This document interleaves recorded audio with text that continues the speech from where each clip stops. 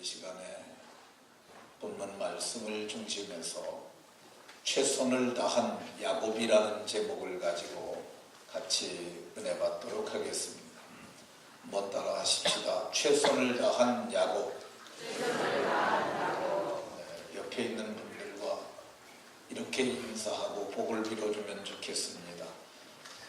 잘 생각하고 잘 계획하고 최선을 다하여 행함으로 좋은 열매 거두시기 바랍니다.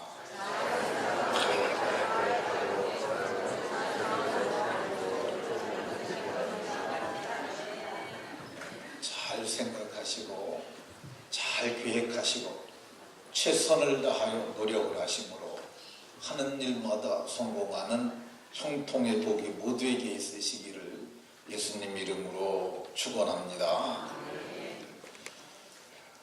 어떤 사람은 하는 일마다 안 되는 사람들이 있습니다. 하는 일마다 안 되면 참 괴롭습니다. 어떤 사람은 일을 생각하고 계획해서 하는데 될 듯 될 듯 하다 끝에 가서 망가지는 뒷심이 부족한 사람들이 있습니다. 그 사람들은 괴로움을 지나서 비참해집니다. 반면에 어떤 사람은 마음에 생각하고 계획한 것들이 다 잘 되는 사람이 있어요. 작은 일이든 큰 일이든 그의 마음의 생각과 경영을 다 이루는 사람들이 있습니다. 본인도 행복하고 가족도 행복하고 그의 인생이 복이 될 수 있습니다. 어떤 분들은 일이 잘 되려면 예수 믿으면 다 잘 된다고 이렇게 얘기를 하는 사람들이 있습니다. 정말 우리 예수님 믿는 사람들인데 우리끼리 얘기지만 예수 믿는다고 다 잘 됩니까? 사실 그렇지 않지 않습니까? 예수님 믿기만 하는 것으로 다 잘 된다고 그러면은 예수님 믿는 사람들은 실패가 없어야 합니다. 근데 우리 주변에 예수 믿는 사람들임에도 불구하고 사업하다 망가지는 사람, 부지기수도 있고 우리의 자녀들 가운데서도 학교 떨어지는 애들 부지기수로 있지 않습니까? 그러면 왜 예수님을 믿는데도 왜 실패를 하는 걸까? 예수님을 믿는 사람들이 실패하는 이유 중에 하나는 그들이 실패하게 하니까 실패하는 겁니다. 되게 하면 되는데 실패하게 하니까 실패하는 거야. 우리 부모님들도 그런 말 하잖아요. 애들이 뭘 하는데 보니까 어설퍼요. 그럼 그렇게 하면 되니? 그렇게 하면 안 돼. 이렇게 해야 돼. 라고 얘기를 하잖아요. 수준의 차이가 있는 거야. 그러니까 안 되게 하니까 안 되는 거야. 신학교에서 사용하는 신학 용어 중에 일반은총이라는 것이 있습니다. 일반은총을 가르치는 대표적인 성경 요절 중에 하나가 마태복음 5장 45절이에요. 하나님께서 해를 악인과 선인에게 똑같이 내려주십니다. 비를 내리시는데도 의로운 자와 불의한 자에게 똑같이 내려주십니다. 아래는 믿는 사람 눈이고 위에는 믿지 않는 사람 눈이에요. 비가 똑같이 왔는데 위에 땅은 조금 적시고 밑에는 물이 흥건할 수 있습니까? 그럴 수 없어요. 위에가 조금 적시면 예수 믿는 사람 놈도 똑같이 조금 적시게 되어 있습니다. 이 말은 믿는 자와 믿지 않는 자가 동일한 상황, 동일한 조건에서 경쟁해야 함을 보여주는 말씀이라 할 수 있습니다. 예수님 믿는 사람들 중에서 하나님이 큰 일을 시키려고 작정한 사람들이 드문드문 있습니다.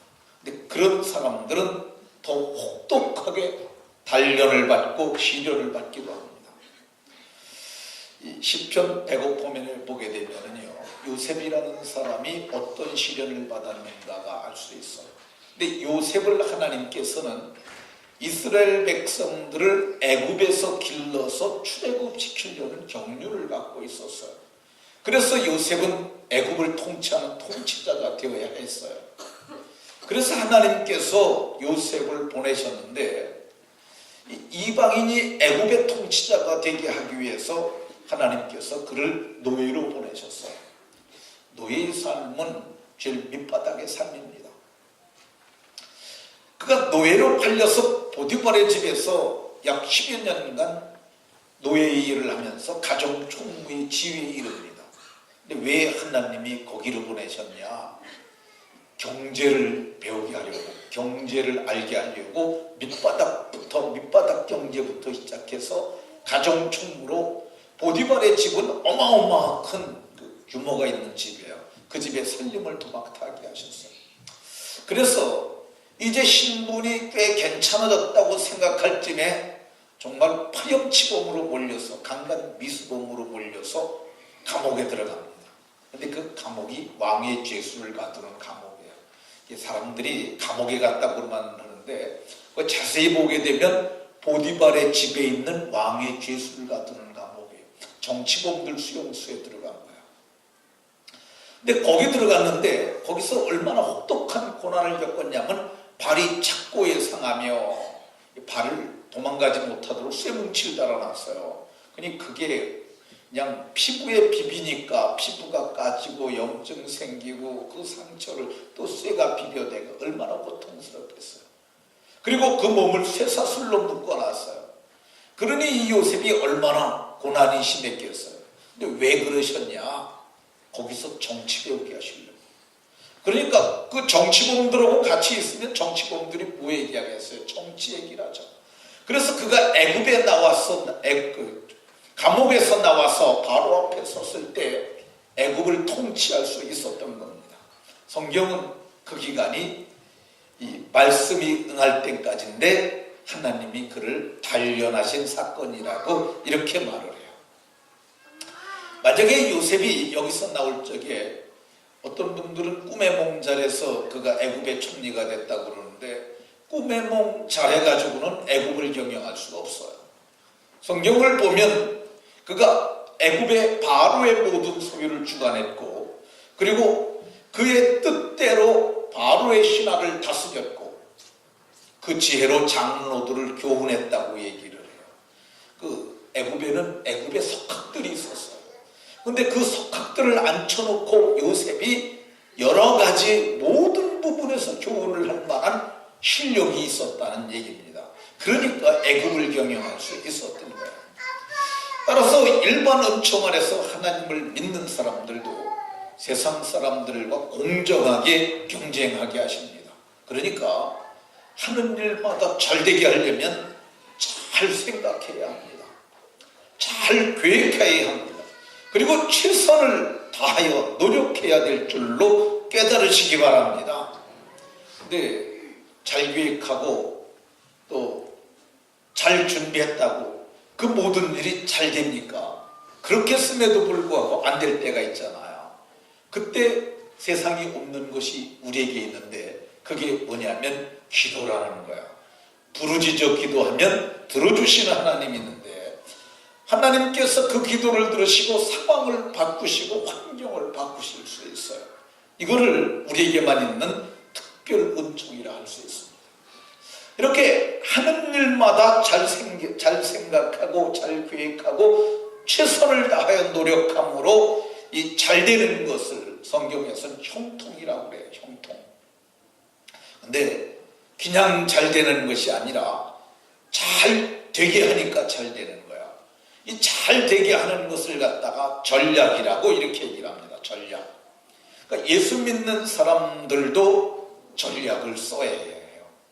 네, 어떤 분들은 예수 믿는 사람들이 믿음으로 해야지 무슨 전략을 쓰냐 그러면서 이거 교회가 이거 받아들일 사상이 아니다, 생각이 아니다 이렇게 이상하게 생각하는 분들이 있는데 그런 생각이 여러분에게 있다면 이거 걷어내셔야 합니다. 전략은 꼼수가 아니고요. 전략은 간계가 아니고요. 전략은 괴계도 아니고요. 전략은 일을 되게 하는 수준 높은 계획과 기술입니다. 이거는 제가 정의한 거예요. 사전에도 없어요. 제가 말할 테니까 한번 뜻을 생각하면서 여러분 따라하지 보십시오. 전략은 일을 되게 하는 수준 높은 계획과 기술이다. 네, 전략은 일을 되게 하는 수준 높은 계획이고요. 그리고 쫓아가는 기술이라 할 수 있습니다. 성경을 보게 되면 하나님이 여러 곳에서 전략을 써서 하나님의 일을 하시는 것을 봅니다. 무슨 하나님이 전략을 쓰냐고 이렇게 얘기를 할 사람들이 있습니다. 그런데 성경을 보면은요, 삼국지에도 나오는 얘기가 동일한 내용이 하나님의 입으로 나오는 곳이 여러 곳에 있습니다.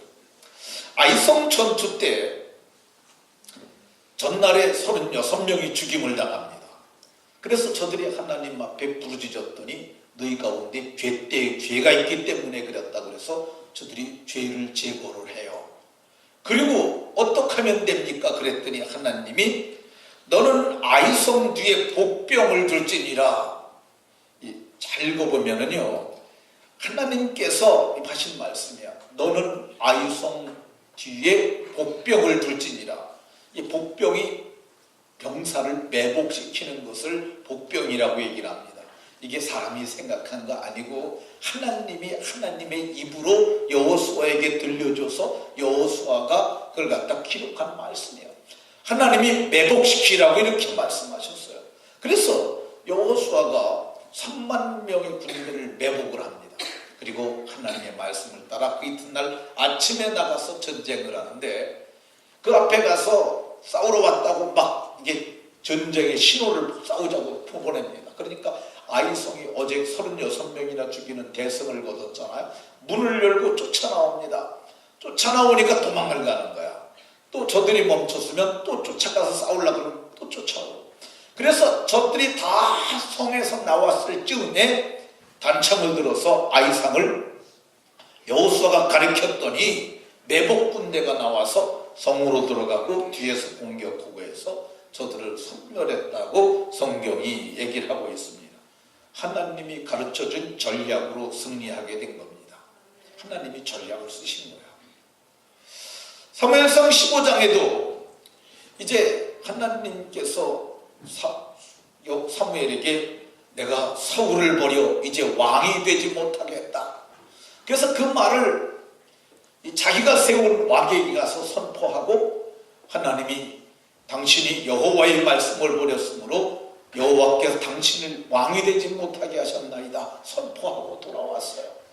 근데 너무너무 슬픈 거예요. 그래서 계속 울고 있어요. 그런데 하나님이 그에게 말씀하셨어요. 너 내가 사울을 버려서 이스라엘의 왕이 되지 못하게 하였거늘 내가 언제까지 그를 위하여 슬퍼하고 있겠느냐. 그러면서 너 베들레헴에 가서 이새의 아들 가운데 내가 한 왕을 예수하였으니까 기름 뿔병을 가지고 가서 그에게 기름을 부어 왕을 삼으라고 얘기를 했어요. 근데 그 얘기를 듣고 있던 사무엘이 뭐라고 그러냐면 하나님이 그를 버렸지만 그가 지금도 왕권을 가지고 있는 이스라엘의 유일한 왕입니다. 사울이 들으면 나를 죽일 것입니다. 못 갑니다. 그랬더니 하나님이 계교를 가르쳐 주셨어요. 여호와께서 이르시되 너는 암송아지를 끌고 가서 말하기를 여호와께 제사 드리러 왔다. 그렇게 하고 그리고 이새와 그 아들들을 청하면 내가 기름 부어야 될 자를 가르쳐 줄 테니까 너는 기름을 부으라. 그래서 그가 하나님의 말씀을 따라서 하나님 말씀대로 가서 제사 지내러 왔다 그러고 이새와 그 아들들을 청해서 하나님이 지시하는 다윗에게 기름을 부어 왕을 삼았던 것을 볼 수가 있습니다. 그러니까 하나님이 전략을 쓰시는 거예요. 하나님을 닮은 우리가 세상을 살아가는 동안 전략을 사용하는 것은 지극히 타당하고 지혜로운 방법인 줄로 깨달으시기 바랍니다. 이 야곱은 전략의 사람이었어요.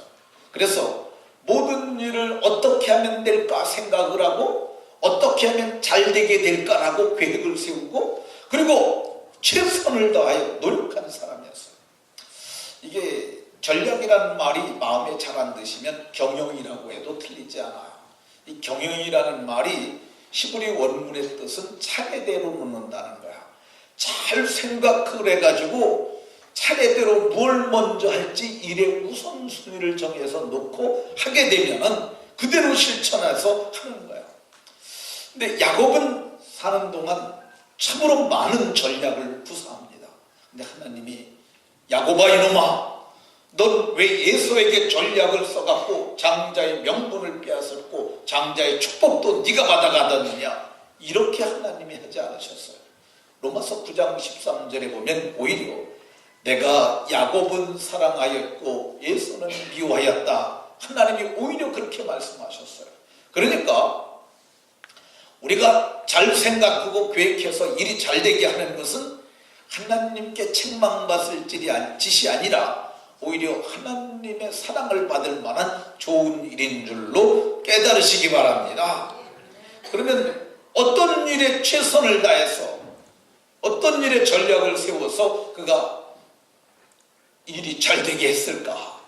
우리가 지난 시간에 장자의 명분 사건을 얘기를 했잖아요. 이게 우연히 일어나는 것이 아니라 야곱이 잘 세워서 장자의 명분을 죽한 그릇에 산 것이라고 말씀드렸습니다.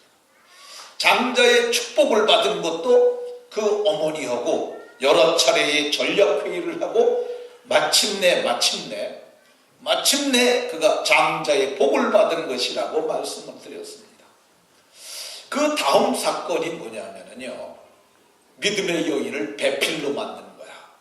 이거 제가 다 말하려면 시간이 많이 가기 때문에 기회가 되면 다음에 말을 하도록 하겠습니다. 그 다음에 그가 큰 재물을 얻기 위해서 외삼촌과 전략 싸움을 합니다. 그래서 마침내 거부가 되게 되는데 이것도 오늘은 말하지 않고 다음에 말하도록 하겠습니다. 그리고 마침내 큰 재물을 얻었는데 이제 외삼촌과 떨어져서 이 재물을 가지고 와야 되겠는데 그때 큰 문제에 봉착하는데 그것도 전략을 써서 그가 문제를 해결하게 됩니다. 이제 오늘 제가 말하려는 것은 형 에서와 화해하는 사건을 말하려고 합니다. 이 자기가 외삼촌의 집에 갈 때가 77살이에요. 오늘 우리가 봉독한 본문을 보게 되면 외삼촌의 집에 있은 지 20년인데 두 딸을 위하여 14년 그리고 양떼를 위하여 6년을 외삼촌에게 봉사했다고 그랬어요. 그럼 77살에서 20년이 지났으니까 97살이죠. 요셉이 91살에 태어났으니까 지금 요셉은 6살이고 그가 97살이니까 그의 형 에서도 97살입니다. 이제 고향으로 하나님도 돌아가라고 그러시고 자기도 돌아갈 때가 되었다고 돌아가려고 하는데 고향에는 누가 있습니까? 지금 자기 형 에서가 있는 거야. 근데 에서가 자기가 집을 떠나올 때 어머니가 뭐라고 그러냐면 그 형 에서가 너를 죽이려 하니 한날에 어떻게 두 아들을 잃겠느냐. 왜 그러냐면 한날은 살인자로 죽고 하나들은 형에게 맞아 죽고 두 아들을 한꺼번에 잃겠느냐 그러면서 너 외삼촌의 집에 가서 이참에 너 장가 가라고 글리 보내게 됩니다. 근데 그가 내 아버지 고칼 날이 가까웠음 즉 내가 내 아우 야곱을 죽이리라 했던 말이 20년 전에 그 말이 자기의 뇌에 떠오르는 거야. 그래서 창세기 32장 7절에 보면 야곱이 심히 두렵고 답답하여 어떻게 하면 될까 고민을 합니다. 어떻게 하면 될까 심히 두렵고 답답한 거야. 여기서 야곱이 심히 두렵고 답답한데 어떻게 하면 될까 생각을 해서 답을 찾아내고 극적인 화해를 이뤄내는 것을 볼 수가 있습니다. 먼저 화해의 사절단을 보냅니다. 그 형 에서에게로 자기보다 앞서 사자들을 보내며 사자들이라고 그래요. 한 명이 아니라 여러 명의 사절단을 보내는 거예요. 화해의 사절단을 보냈는데 아마 꽤 준수한 사람들을 보냈을 것 같아요. 옷도 예쁘게 입고 예의 바른 사람들, 똑똑한 사람들, 함부로 무시할 수 없는 인간적인 품격이 있는 그런 사람들을 뽑았을 거예요. 그리고 그들에게 입에 말을 줍니다. 너네들 가서 꼭 이렇게 말해라. 너희는 내 주 에서에게 이같이 말하라. 주의 종 야곱이 자기를 종이라고 얘기를 하고 에서를 주라고 얘기를 해요. 자기 아버지가 축복을 할 때 뭐라고 그랬냐면 에서를 자기의 종으로 붙여준다고 말씀하셨어요. 근데 그 영적 질서고 육적 질서는 자기 형 에서예요. 근데 형이라고 그러지 않고 주라고 얘기를 합니다. 왜 그러냐면 그래야 화해가 이루어질 것 같으니까. 화해를 위해서 자기를 종의 신분으로 낮아집니다. 여러분들이 원수 맺고 있는 사람과 화해를 하려면요, 여러분들이 낮아져야 합니다. 사실 에서하고 야곱은 동갑이잖아요. 뭐 기껏 많이 나왔어요? 빨리 나왔어요? 1시간 전에 나왔겠지. 그렇잖아요. 아니 재산을 따져도 지금 야곱이 재벌이에요. 뭐 에서도 아버지 재산을 물려받았으면 그도 재산이 많겠지만 뭐 재산도 빚가 하고 종이 어쩌면 야곱이 더 많을 수도 있어요. 그런데 자기를 낮춰서 이렇게 종이라고 이렇게 얘기를 합니다. 근데 이 야곱이 보낸 사절단의 얘기를 듣고 있던 에서가 그러면 내가 가서 만나러 가야지. 그리고 400명이나 되는 용사를 이끌고 오고 있다는 겁니다. 야곱이 더 힘이 들였고 답답해졌어요. 그래서 어떻게 하면 될까 생각을 하다가 짐승떼를 2떼로 나눕니다. 오늘 성경에 보니까 짐승을 2떼로 나눴다고 해요. 왜 그러냐면 한 떼를 공격하면 한 떼는 피하리라. 이것도 전략이에요. 한 떼를 공격하면 한 떼를 피하리라. 그리고 자식들을 세우는데 이 자식이 첩에서생이 있고 그리고 레아가 낳은 자식이 있고 라헬이 낳은 자식이 있어요. 근데 이게 첩에서 난 자식들이 4명인데 첩의 자식은 제일 첩보고 앞에다 세웠어요. 그러니까 얘네들은 좀 덜 사랑하고 마저 죽어도 좀 덜 아까운 애들. 그 다음에 레아는 자기가 사랑했던 여자가 아닌데 자기 외삼촌이 라헬인 줄 알고 첫 번째 밤에 동침했던 여자인데 그가 낳은 자식이 6 있어요. 그 자식을 또 세웠어요. 그리고 제일 자기가 사랑했던 여자는 라헬이에요. 그러니까 라헬과 6살짜리 요셉은 맨 뒤에 두고 32장 8절에 한 떼를 치면 남은 한 떼는 피하리라.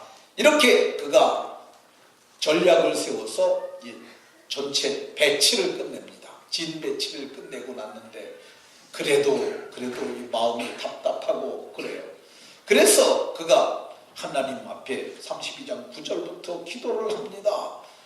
조부 아브라함의 하나님, 내 아버지 이삭의 하나님, 그리고 나의 하나님, 내가 고향을 떠나올 적에 하나님께서 내게 이렇게 약속하셨고 또 돌아가라 하셨는데 하나님, 내가 이제 2떼를 이뤘는데 내 형 에서가 나를 죽이려 하는데 에서의 손에서 나를 건져내옵소서. 나와 내 차를 칠까 겁이 납니다. 32장 11절에 이렇게 기도를 합니다. 그러니까 이 야곱은 어떤 사람이냐? 다양한 방면에서 다양한 전략을 계속 쓰는 거야. 그리고 나서 기도를 했음에도 불구하고 부족해요. 그래서 그가 형 에서를 위하여 예물을 택합니다. 그가 택한 예물이 32장 14절 이하에 나오는데 암염소가 200마리, 염소 200마리면 굉장히 많은 양입니다. 그리고 순염소가 20, 암양이 200, 순양이 20, 440마리잖아요. 440마리면 떼를 이루게 됩니다. 전나는 낙타 30, 그리고 새끼, 암소가 40, 황소가 10, 50마리잖아요. 소 50마리만 해도 엄청납니다. 암나귀가 20, 그 새끼가 나귀가 10이라. 그래서 정말 수백 마리의 짐승을 형 에서를 위하여 크게 택합니다. 그러니까 화해를 하려면은 거기에 상응한 물질을 좀 드려야 해요. 근데 이 야곱이 큰 재물을 택해서 형 에서에게 보내는데 그 예물을 보내는 것도 때가 있는 거야. 그 야곱이 계산을 해요. 이 형 에서가 지금 오는데 내가 사절단 보냈는데 사절단을 처음 대했어요. 그래서 이때 에서가 생각하게 그래 이놈이 온다는데 어떤 자세로 오는가 보자. 그리고 지금 쫓아나온 거야. 근데 자기가 예물을 보내면서 먼저 보내는 거야. 내가 내 앞에 보내는 예물로 형의 감정을 푸르에 대면하면 혹시 형이 나를 받아주리라. 그래갖고 예물을 엄청나게 살찌고 좋은 것을 보내는 거야. 그러면 이 에서가 육적인 사람이잖아요. 그 예물을 보고 입이 해벌쭉 벌어지겠어요? 안 벌어지겠어요? 조금 벌어지지 않겠습니까? 그러니까 큰 재물을 내놓아가지고 화해하려는 적극적인 의지를 보여준 거야. 근데 그러고 났는데도 부족해요. 그래서 그가 하나님이 사람의 마음을 감동하시는 분이십니까? 분이 아니십니까? 그러면서 온 가족을 약복강 건너로 건네놓고 그가 하나님 앞에 엎드립니다. 그가 홀로 남았더니 성경이 얘기를 해. 홀로 혼자서 철야 기도를 하는 거야. 근데 어떤 사람과 날이 새도록 야곱과 씨름했다고 그러는데, 이거를 성경은 천사라고 얘기를 하고 야곱은 그곳을 분이엘이라고 불렀어요. 하나님의 얼굴인데 그게 하나님을 대면하여 보았다는 그런 말이에요.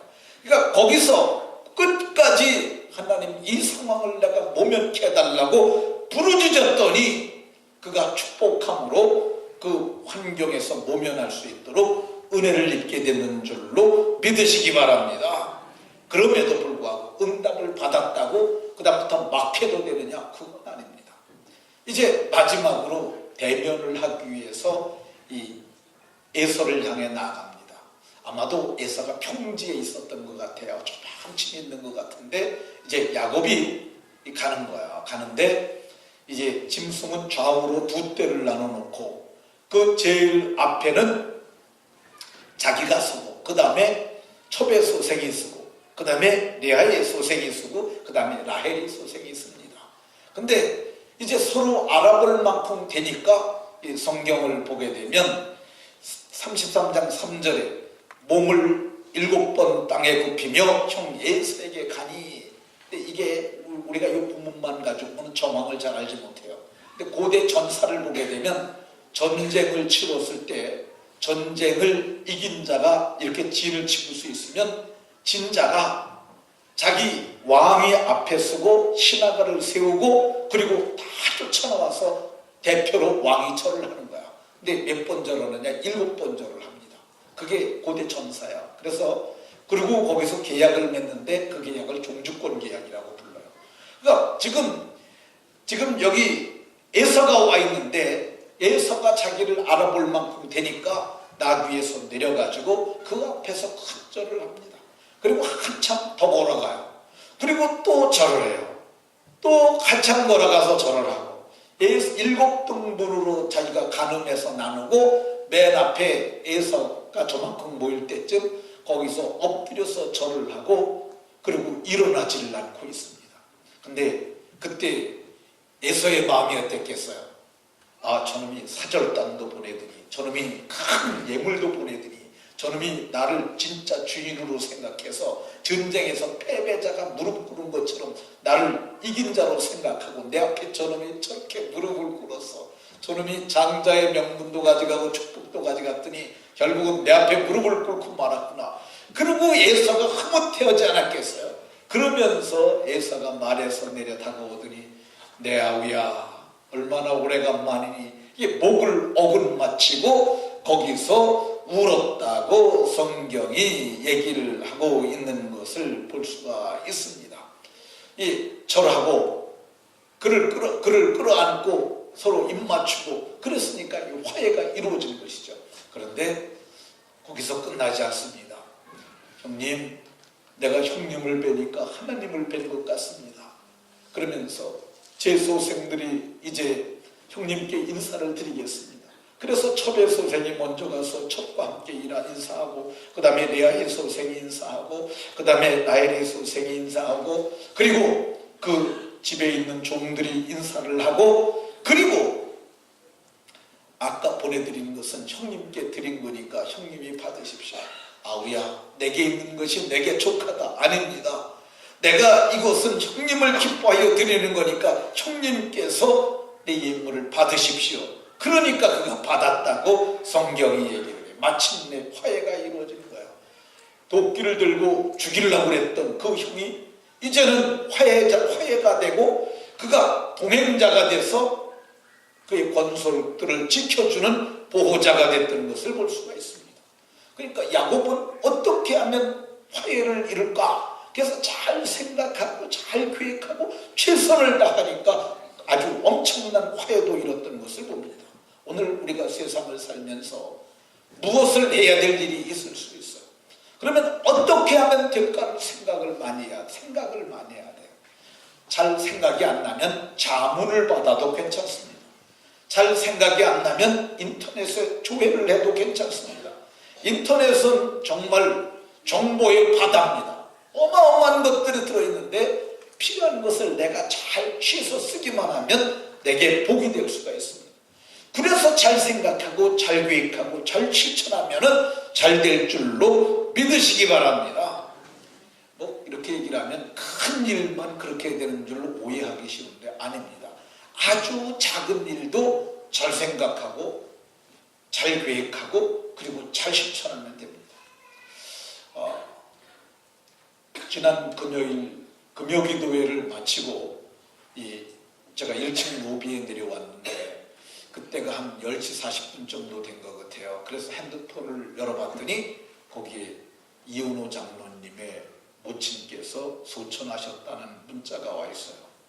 소천하셨는데 부산 기장이래요. 참 걱정이 되잖아요. 이거 어떻게 해야 되지? 부산 갔다 오려면은 제가 그 자리에 딱 찍어보니까 444km 나와요. 그 왕복 800km잖아요. 800km게 되면은 900km에 900km. 이게 2천리길이 넘습니다. 근데 거기 가서 또 다녀서 문상도 와야 되니까 이건 보통 일이 아니구나. 그런 생각이 들었어요. 그래서 제가 이거 먼저 더 늦기 전에 문자를 발송해야 되겠다 생각해서 전체 문자를 날렸습니다. 문자를 보셨을 거예요. 그리고 문제는 뭐냐면 제가 토요일 날 보통 일상이 어떻게 되냐면 주보를 5시경에 인쇄를 합니다. 그때까지 천천히 이거 주보를 검토를 하고 해서 제가 만들어주면 임목사가 인쇄를 해요. 그리고 이제 설교 준비는 10시 정도에 끝을 내요. 그러니까 설교를 검토를 하고 그래가지고 하는 거야. 근데 이제 1시에는 여기서 떠나야 돼요. 늦어도. 그래서 실제로 제가 도착한 시간이 오늘 12시 한 20분 정도에 도착을 했어요. 그래서 이걸 어떻게 하면 될까 생각을 해보니까 제가 빨리 일을 하기 위해서 오늘 밤에 잠을 좀 덜 자고 주보를 완성을 해서 오늘 밤에 보내줘야 되겠다. 그래서 주보의 90% 이상을 완성해가지고 그래가지고 임 목사에게 12시간 넘어서 보냈어요. 그리고 설교 준비는 어떻게 하냐? 제가 생각한 게 그러면 이거를 해야겠다. 지금 제가 오늘은 이걸 갖고 올라왔어요. 오늘 인쇄 갖고 오는데 이게 어떤 분들은 저보고 얼리 어댑터라고 그래가지고 모든 새로운 저런 기기들을 제일 먼저 접하는 사람으로 생각하고 있는 분들이 많은데 이게 노트북이 아니라 넷북입니다. 노트북 밑에가 옛날에 나오던 넷북이라는 건데 이게 환경이 요즘은 아주 고성능 컴퓨터들이 많은데 이거는 윈도우 XP 환경이에요.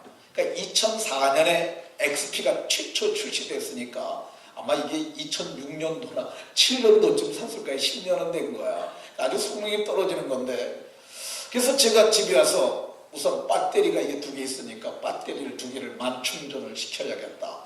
그렇게 생각을 했어요. 그리고 설교를 큰 틀을 오전 내 준비를 해가지고 메일로 해가지고 여기다 담았어요. 그래가지고 이제 제가 갔다 오는 시간이 한 11시간 20분 정도 걸렸는데 차를 타고 이동한 시간만 9시간 좀 더 걸린 것 같아요. 근데 제가 차 안에서 약 5시간 정도를 이걸 가지고 설교 준비를 했습니다.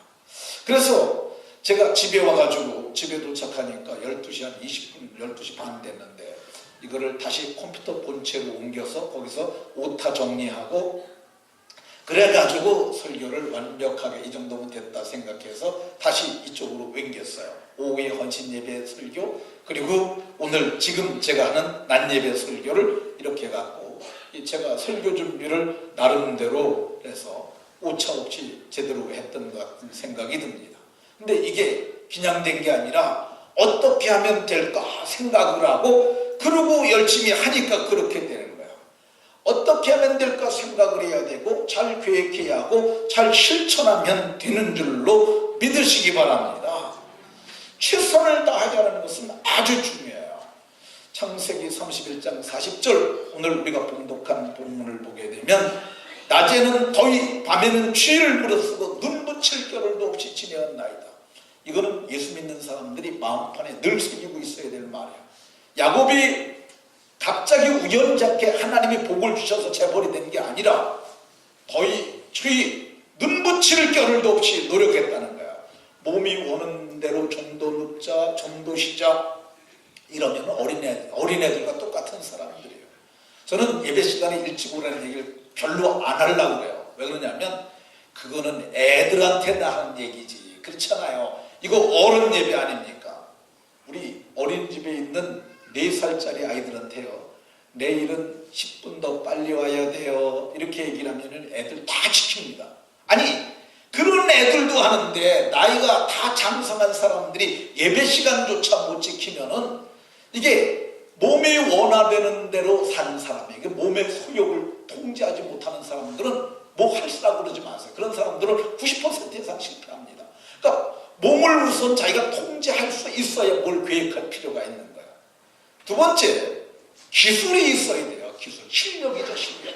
그러니까 무슨 일을 하려면은 갑자기 뭘 한다고 하는 사람은 하지 마세요. 적어도 그 분야에 대해서 최고 수준에 올랐어야 뭘 할 수 있는 거죠. 그렇지 않으면 다 실패합니다. 제가 이 노트북을 가져갔잖아요. 갈 적에 2시간 반 정도, 올 적에 2시간 반 정도 했어요. 갈 적에는 환했으니까 자판이 다 보여요. 근데 올 적에는 깜깜해서 안 보입니다. 안 보이는데 타자를 치려면은요, 이거 정말 삼성봉 어머니가 불 꺼놓고 떡 쏘는 거고 비슷해요. 이게 진짜 이게 치는 게 깜깜한 데서 치면 오타가 엄청나게 나옵니다. 근데 제가 사실 저는 상고를 나온 사람도 아니고 컴퓨터 학원에서 컴퓨터를 배운 사람도 아니에요. 근데 제가 제일 처음에 이게 워드 프로세서라는 걸 사갖고 있는데 손가락 2개 갖고 있어요. 여러분들이 독수리 탁법이라고 그러잖아요. 근데 해보니까 이거 안 되겠다. 내가 앞으로 살 날이 많은데 10손가락 다 갖고 해야지. 그래가지고 요즘 컴퓨터에 보면 다 나와요. 10손가락 가지고 이렇게 치기 시작을 하는 거죠. 그래서 제가 굉장히 빠르게 잘 칩니다. 그리고 껌껌한 데서 칠 수 있을 만큼 실력이 있으니까 이게 된 거죠. 또 오늘 우리가 이 몸을 통제할 수 있어야 되고요. 일을 이룰 만큼 실력들이 있어야 돼요. 말씀을 마치도록 하겠습니다. 예수님 믿는 사람들이 우연히 저절로 이렇게 되리라고 생각하면 안 돼요. 최선을 다하는 몸을 통제하는 능력을 있어야 되고 저 분야에 전문적인 지식이 있어야 마침내 작은 형통이 쌓여 큰 형통이 되고 마침내 야곱이 거부가 되었다는 것처럼 부와 귀를 누리고 자손들에게 은혜를 물려줄 수 있는 줄로 믿으시기 바랍니다. 야곱이 그렇게 살았더니 어떻게 됐습니까? 성경을 보니까 창세기 35장 11절에 야곱에게서 백성이 나왔고 총회가 나왔고 그리고 이스라엘의 여러분들이 야곱의 허리에서 나왔어요. 그러니까 이 야곱이 얼마나 대단한 사람입니까? 저와 여러분들이 모두가 정말 야곱처럼 지혜롭고 청명하게 최선을 다함으로 아름다운 열매를 거두시기를 예수님 이름으로 축원합니다. 기도하겠습니다.